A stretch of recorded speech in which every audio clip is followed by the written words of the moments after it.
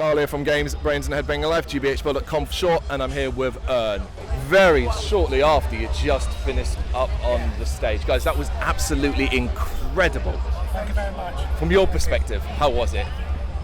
Unreal. Yeah. Like, what an experience. Like, I mean, you know, that was my first gig in about 15 months. So, you know, obviously I've been like rinsing the songs at home and whatnot, like trying to keep the chops up, trying to stay sharp. Yeah. It feels like everything's been kind of like culminating to this. Like, recorded the album last year in October, released it in June, and now it's like, now we're finally playing like live again. And I'm so glad that Bloodstock is like happening and that we'll get to be a part of it. So yeah, really, really great to be here. It's interesting to talk to you guys at this stage, because we're often talking to bands, talking about what the last 18 months have been like them, but we're very aware that the last couple of months have been like for Urne alone. The release of the album, the incredible buzz that surrounded it, you get an introduction out on the stage that, well, let's be honest, was completely warranted.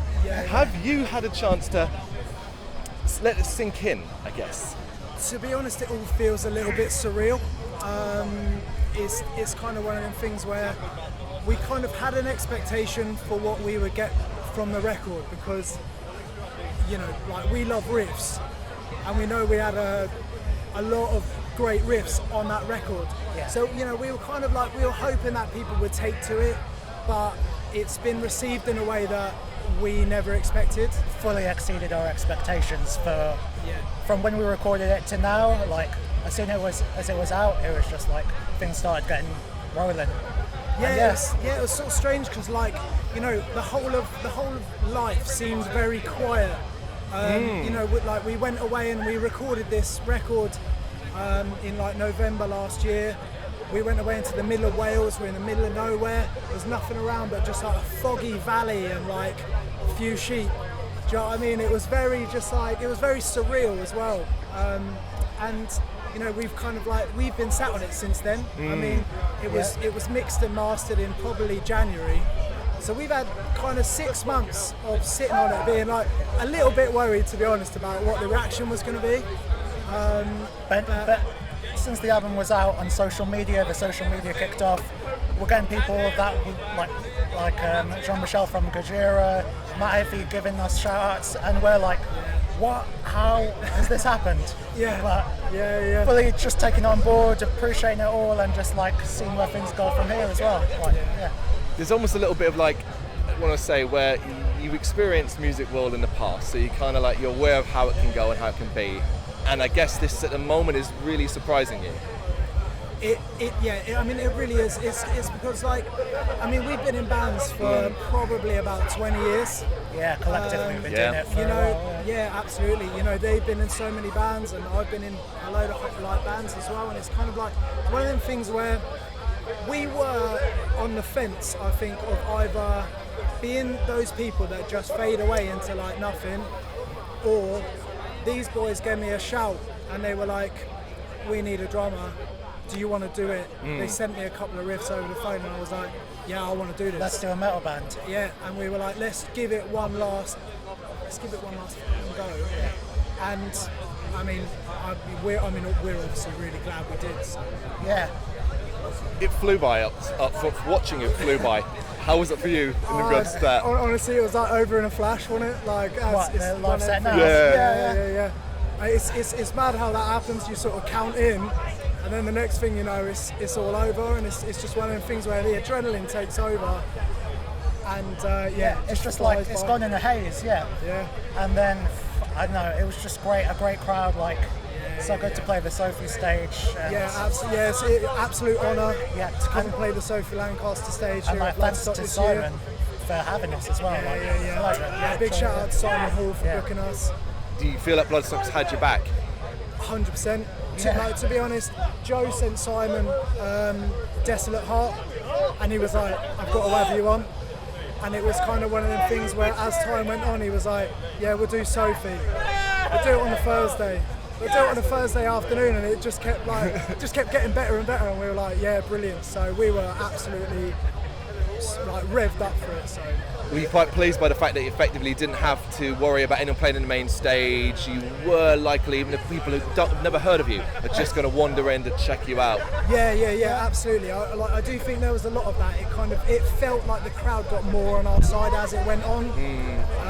Maybe the turning point was probably when we played the title track. Do you know what I mean? Opens with a big dual guitar. Like it's just like it's one of them things where, you know, like Priest and Maiden and stuff like that, where you hear that dual guitar and you're like, you can't not be like, fucking love this, man. Even if you think the rest is shit, that should at least get you on board a bit. And luckily it did, and it went really well from there. So I was really happy. And we're like fully aware that like there's quite a lot of people who know the record, but a lot of people who don't know the record as well. So we're happy to reach the new crowds, and then who knows, like hopefully Gloucester next year we'll do the main stage. Like, yeah, that's the aim really. Yeah, of course. The only way is up in theory. Yes, we hope so. I mean, we've started writing for the second one. Ooh. Yeah, and you know, we've got a few things coming up booked. November, actually, we're playing Damnation Festival. Indeed. Yeah, it hasn't been, we're announcing it now. Yeah, so we're announcing it now. Yeah. Oh, you are, yeah? Yeah, it's exclusive. Damnation, and then Black Tongue as well. Got that coming up. Then the Orange Goblin. The Orange Goblin tour, of course. Yeah, 25th anniversary of Orange Goblin, which is mental. You know, we were invited onto that because that's, you know, they've obviously been a band that's been around since we were just starting going to gigs at like 15, and like, you know, queuing up round the back of the London Astoria with a couple of tinnies. And, you know what I mean? Sorry, man. Yeah, you know what I mean? Like, but yeah, no, brilliant. I do kind of forget. I keep forgetting that you're a London band, and obviously I'm a London guy. We're London as well, and we predominantly speak to bands from the Midlands and the North at this festival. So, actually, talking about Astoria, I remember that gig. Oh my God, yeah. Astoria, Mean Fiddler.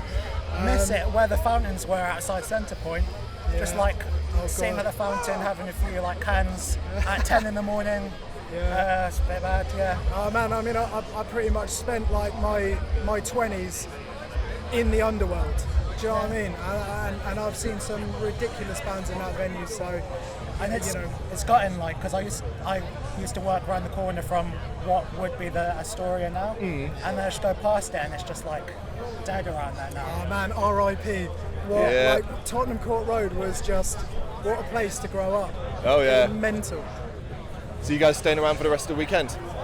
Well, I've got to shoot straight back because my daughter was born 3 days ago. Oh my God! Congratulations. Thank you very much. So it's been a bit of a mental few days. Probably had about 16 hours sleep in the last 5 days. So it's been a bit crazy. It's a valid excuse to get out of it. And me and Joe are going to stick around until for the whole weekend. We have to leave a bit early on the Sunday, so we're gutted because we want to catch Priest. Like, we're huge Priest heads. Big Priest fans.